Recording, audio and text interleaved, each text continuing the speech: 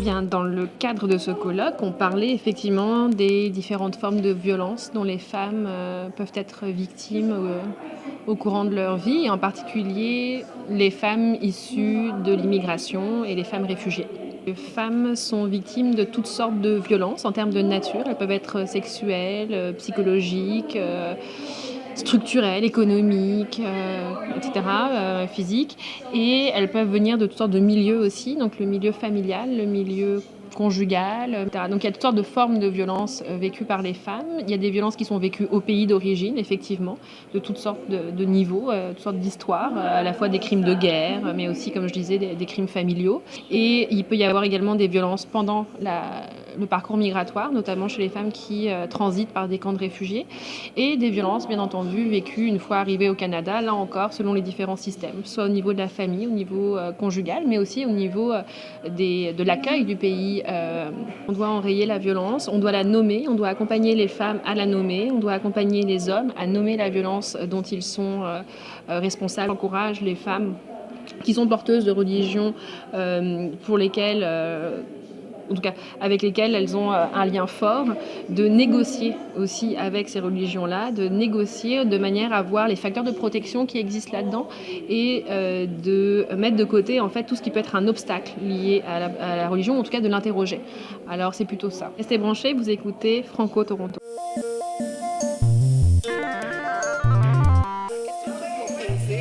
C'est quels sont les outils qu'on peut donner à nos enfants pour les aider à être des adultes responsables. Exactement. Avec une estime propre de soi, qui ne vivent pas les séquelles de violence conjugale ou qui ne perpétuent pas ça parce que donc, le premier ingrédient, je dirais, c'est l'amour. Okay. Aimez vos enfants. Et il n'y a pas de recette qui dit c'est comme ça, mais chacun a sa façon de témoigner son amour à son enfant. Cet enfant ne me dit pas ce qui se passe à l'école. Qu'est-ce qui doit être en train de se passer? Ses notes ont changé. Qu'est-ce qui se passe? Et à partir de là, communiquez avec vos enfants pour savoir ce qui se passe.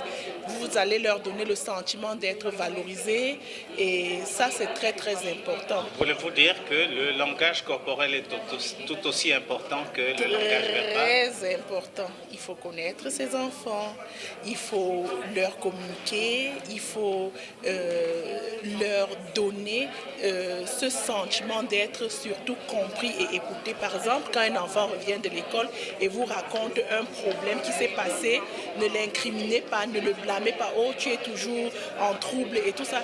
Il faut donner la chance à l'enfant de s'exprimer, de donner son point de vue et tout. Parfois, vous allez voir que l'enfant est en train tout simplement de vous demander des outils pour pouvoir gérer des conflits de manière saine dans la famille comme dans la communauté. Et la famille est très importante parce que c'est dans la famille que se passe la fondation de tout, la fondation de l'éducation, la fondation de l'estime de soi.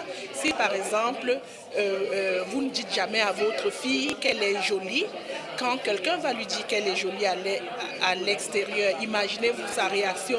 Elle va peut-être être surprise, elle va peut-être projeter le rejet de ce compliment parce que la personne qui m'a mis au monde et qui me voit depuis que je suis née jusqu'à peut-être 15-16 ans ne m'a jamais dit ça. Pourquoi quelqu'un qui me voit en une seconde me donne ce compliment? Est-ce que c'est vrai? Le doute s'installe et quand vous avez ce doute, cette peur, vous le projetez. Et celui qui devait vous respecter automatiquement pourrait vous manquer de respect parce que votre réaction, votre réponse n'est pas positive, tout simplement parce que vous avez une pauvre estime de soi. Donc, avoir une interaction avec votre enfant qui le valorise, qui le respecte, qui vraiment développe l'estime, aide l'enfant à développer son estime de soi. La deuxième chose, c'est de dire nos enfants nous rajeunissent. Donc, quand vous devenez papa et maman, vous avez des enfants, il faut pouvoir vous rabaisser à l'âge de cet enfant pour grandir avec lui.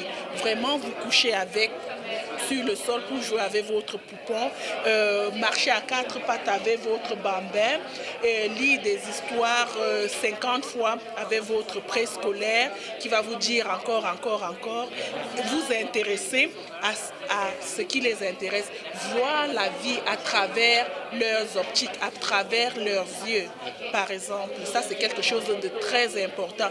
À ce moment-là, vous allez développer une grande et forte relation de confiance dès la base et c'est comme ça que vous allez grandir ensemble avec cette solide relation de confiance.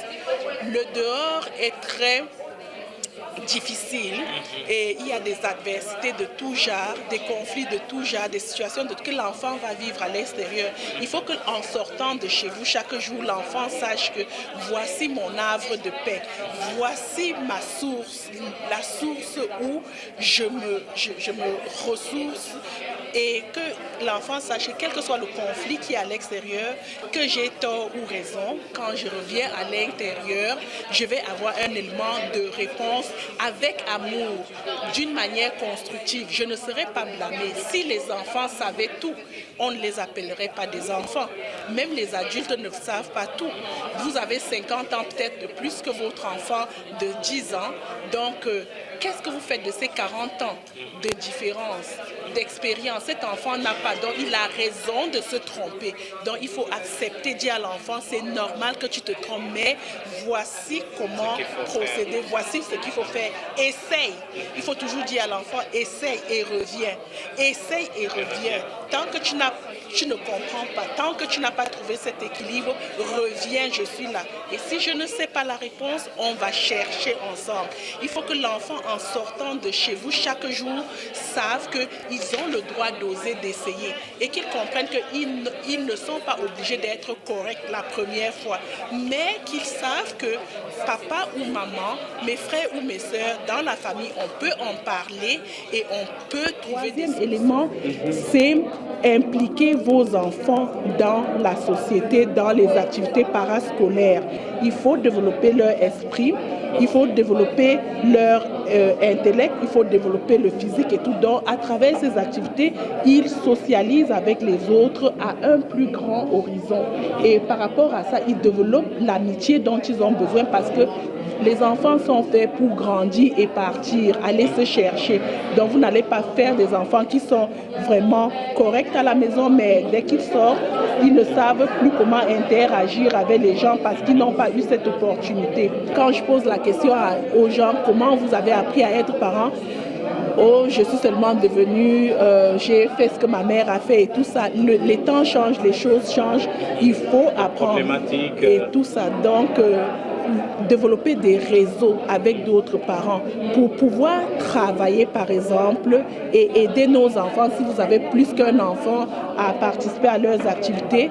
C'est pratiquement impossible d'être partout en même temps. Donc, réseauter avec d'autres parents, partager les forces, partager les ressources. Ok, aujourd'hui j'amène les enfants à la piscine et vous amenez les enfants au soccer. Ça vous permet non seulement de vous reposer parce que la gestion de stress en tant que parent est très importante. Cet adage-là doit vraiment être pratiqué. Et je voudrais profiter de cette occasion pour dire que à Toronto, par exemple, il y a Park and Recreation qui offre une variété de programmes aux familles. C'est payant, les coûts ne sont pas très élevés, mais pour les familles qui n'ont pas de grands moyens, il y a ce qu'on appelle le Welcome Policy. Tu n'as qu'à appeler 311 pour pouvoir avoir accès à ce service où toi et tes enfants aller avoir un crédit pour pouvoir participer à ces activités. Il y a la natation, le karaté, la danse, le piano, tout ça.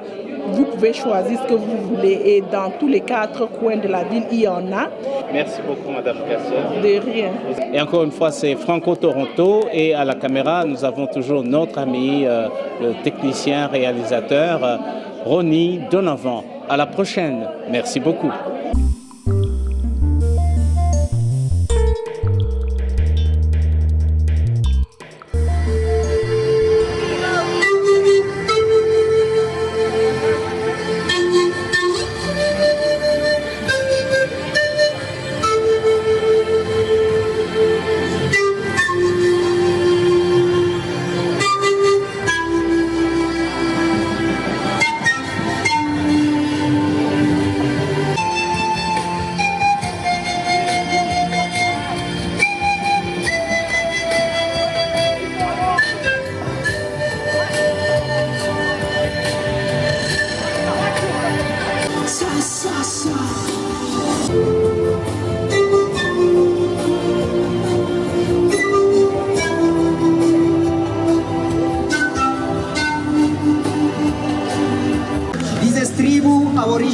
from Ecuador, South America, Tribu in my traditional languages community.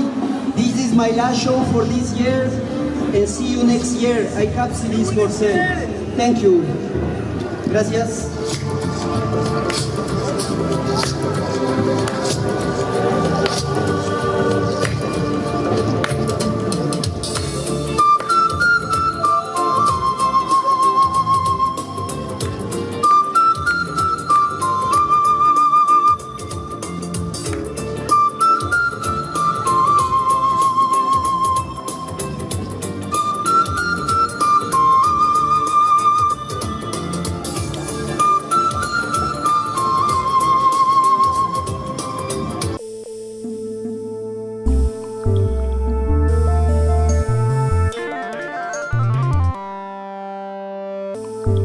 Oui, on est ce soir les commanditaires de Fraware. On est très contents d'être là. Very happy to be the sponsors of this gala tonight. On est le conseil scolaire Viamonde. On a beaucoup d'écoles à Toronto pour les enfants qui parlent français et qui ne veulent pas parler le français. Continuez à parler français à vos enfants, c'est le meilleur cadeau que vous pouvez leur faire. C'est le plus bel héritage. I was saying that the best heritage you can give to a child is to teach them your mother tongue language. So if you speak French, keep speaking French to your children. Thank you very much and have a good night. Merci beaucoup et bonne soirée. Enjoy. Please welcome the AfroFest winners.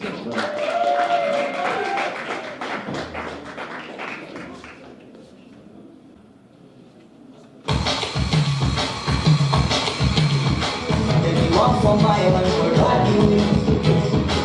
Everyone see my joy will rock you. I say anything and